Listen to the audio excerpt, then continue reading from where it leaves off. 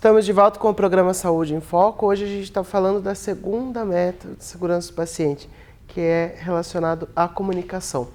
Antes do intervalo, o José comentou, deu um exemplo onde poderia causar um dano por causa da falta dessa comunicação do paciente com o profissional, né? E agora eu queria comentar um pouquinho, Janaína, da importância também do profissional conversar com o familiar, com o acompanhante, ouvir o acompanhante, né? Então, é de fundamental importância também. Cada instituição vai ter aí como ela organiza o direito ao acompanhante, ao familiar, mas muitas vezes a gente tem que abrir espaço para esse familiar e ouvir, né? A gente tem que ouvir. Estando esse familiar, esse acompanhante, lá a gente também tem que ouvir o familiar, fazer essa escuta do familiar e colocar para ele também ali como responsável na segurança e no cuidado do paciente.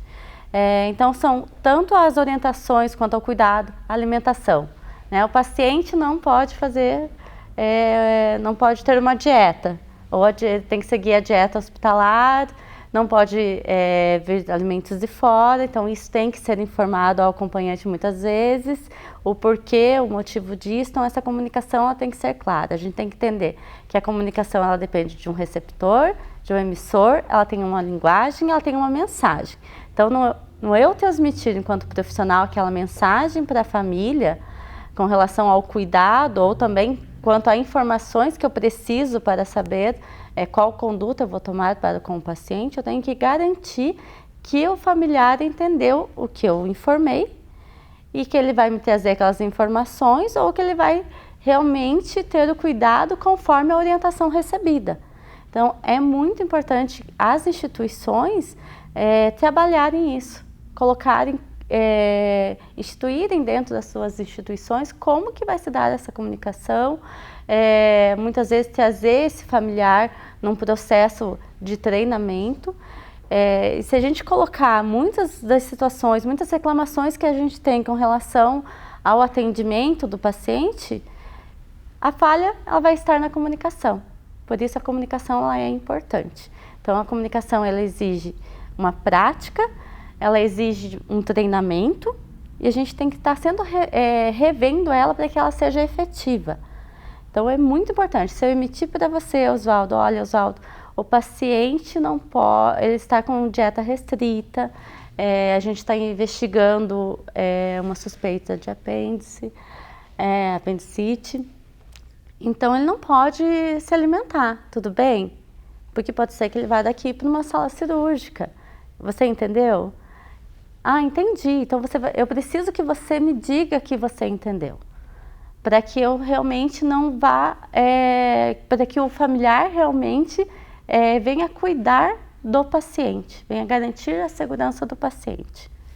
Aí a gente já coloca até a questão da segurança no momento da cirurgia, tanto antes da cirurgia quanto no pós. Enfermeiro José, existe protocolo relacionado à comunicação? Então, quando a gente fala sobre as 6 metas de segurança do paciente, é uma das únicas metas que realmente não tem um protocolo específico, né? Como que a gente vai ensinar uma pessoa a se comunicar? Então, ela não tem uma padronização de como deve ser uma comunicação a nível Brasil, né? Então, aqui a gente vai falar dentro do meio hospitalar desta forma. Porém, cada instituição, ela deve estabelecer mecanismos, metodologias de qual é a melhor forma que aqui dentro a gente conseguiu padronizar o cuidado. E aí, mais uma vez, entra o paciente na jogada, né? Trazer ele minimamente para a conversa. Então, algumas instituições, elas realmente padronizam. Por exemplo, o que minimamente eu, como profissional de enfermagem, devo passar no plantão do paciente Janaína. O que eu necessito que você saiba que aconteceu com ela no meu plantão. Eu, profissional médico, o que minimamente eu tenho que passar para outro profissional médico para que o cuidado do paciente Janaína seja o centro. Essas informações, elas necessitam caminhar com quem? Com ele. Só que muitas vezes a gente não envolve o paciente. Aí a informação ela fica o quê? Fragmentada. Então o paciente ele vira uma colcha de retalhos, aonde eu vou lá, escrevo um pouquinho o que aconteceu, aí o fisioterapeuta vai lá, escreve mais um pouquinho o que aconteceu, daí vem um, escreve outro pouquinho o que aconteceu, aí a gente chega e pergunta pro paciente, ele nem sabe por que ele está fazendo ali. E aí, como é que você está hoje? Você está bem? Pois é, eu estou meio bom, mas eu queria ir embora. Pois é, mas o senhor tem uma cirurgia? Nossa, não sabia. Por quê? Porque nada disso que a gente escreveu em colchas de retalho envolveu ele. Então, a hora que a gente traz ele minimamente para participar, por exemplo, de uma passagem de plantão, é onde ele vai começar a entender o que está acontecendo com ele. Olha que coisa incrível, né? É ele que está ali, daí ele vai ter que entender o que está acontecendo com ele. Então, é justamente perguntar, e o senhor, como o senhor está no meio de tudo isso? E a metodologia da segurança do paciente, ela está indo além. Ela está caminhando em coisas que não somente trazê-lo para dentro da instituição para ter a decisão compartilhada, como também informar o paciente quando ocorre um dano. Olha que coisa. Eu cometi um dano, eu errei uma medicação e eu vou contar para ele que eu errei. Que coisa. Precisa de um certo amadurecimento do profissional e da instituição, porque isso não é fácil. Não é fácil chamar o paciente e dizer, ó, o negócio é o seguinte, a gente errou. A gente como instituição errou. Uma, porque talvez ele não receba isso de uma maneira muito bacana, e outra porque a gente tem a mania de querer esconder. Quando você derruba lá o Nescau e tua mãe vê, quando você é criança, o que é a primeira coisa que você leva? Né? Leva mijada. O que você tenta fazer então? Deixa eu dar uma meia-lua aqui, você já tenta dar uma organizada, uma limpadinha e tudo mais. Bom, eu tenho filho pequeno, sei como é que é a história. Daí você percebe, aí você chega e você vê alguns vestígios do Nescau no rejunte, do piso, né? Você fala assim, alguma coisa aconteceu aqui, né? E você acha que o familiar também não vê? Não, pois é, tá meio estranho, ele fez a medicação, aí agora está com falta de ar e ele chegou só porque estava com dor de barriga. Aí já chega alguém e fala assim, a gente vai levar na emergência, mas tá tudo bem. Não, mas como assim? Era dor de barriga, agora falta de ar, e agora tá na emergência, o que que tá acontecendo? Aí o familiar fica bravo, fica nervoso, fica ali realmente ansioso, sabendo o que está acontecendo, e a gente como profissional às vezes fica até bravo com isso. Mas por quê? Porque a gente em nenhum momento está escondendo algo. Então, é uma metodologia, o disclosure, que é uma metodologia, né, que é aplicada em algumas instituições, mas necessita que a instituição também ela saiba fazer isso, porque é um momento muito delicado. Tem até uma história do robô Laura, que foi todo um processo de comunicação que aconteceu com o pai. Ele teve a filha dele internada e, infelizmente, devido a uma circunstância aí, uma patologia que acometeu ela, que é a sepsis, então ela veio a falecer. E o pai teve um momento que ele ficou indignado, porque em nenhum momento falaram para ele o que estava acontecendo, em nenhum momento ele conseguiu participar. Então, assim, é simplesmente coisas pontuais, né? Tá em tal lugar, tá bem, tá em tal lugar, tá bem, tá em tal lugar, tá bem, piorou. Tá em tal lugar, piorou. Então, pois é, aconteceu. Aí ele ficou, o que ele fez? Simplesmente ele pensou assim, não, eu tenho que mudar de alguma forma. Foi aonde surgiu realmente um software aí, o Robô Laura, que é onde o software já vai trabalhando, informando os profissionais de saúde que esse paciente aí está com alguns sinais que podem, né, sugerir uma hipótese diagnóstica de sepsis. Então ele pegou a dor dele e virou aos contras para...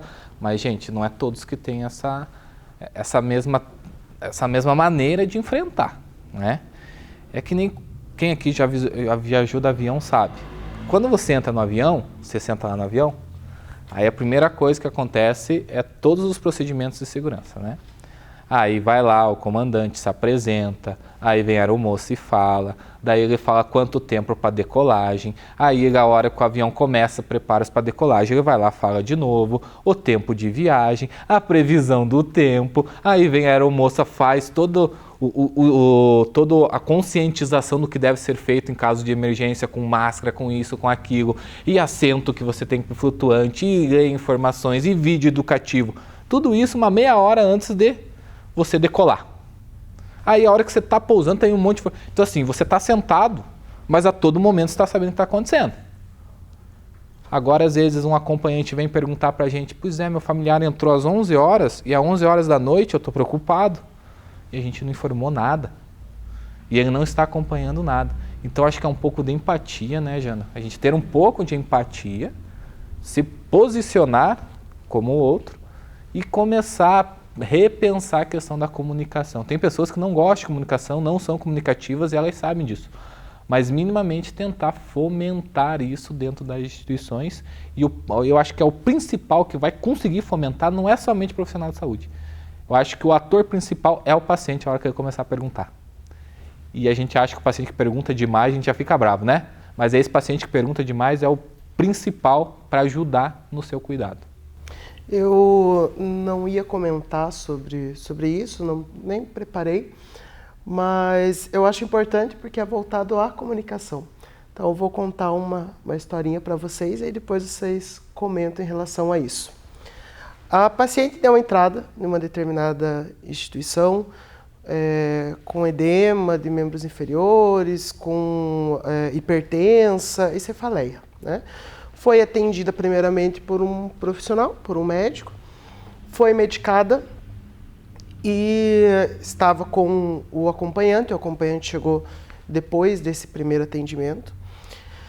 E nesse meio tempo houve a troca de plantão dos médicos. Então veio um outro profissional para dar alta. Nisso, esse acompanhante foi comentar com esse médico a respeito que a paciente estava fazendo uso há muitos dias de anti-inflamatório e aquela informação era importante a respeito, poderia mudar todo o diagnóstico. E o médico pegou e falou para esse acompanhante assim, fique quieto que o médico está falando. Então ele não quis nem ouvir, né? Depois essa paciente foi dado alta sem nem sequer ver os sinais vitais, se ela estava ainda hipertensa ou não, né? Esse acompanhante procurou um outro profissional, onde foram feitos exames, de fato foi ocasionado por causa do anti-inflamatório, né? Enfim, aí esse acompanhante revoltado fez uma publicação, esse médico processou esse acompanhante, aí esse acompanhante pediu um contraposto para processar o médico e processar a instituição pelo problema do atendimento, e o problema, na verdade, foi dentro da comunicação. Então, esse acompanhante sou eu, a paciente é a minha mãe, né?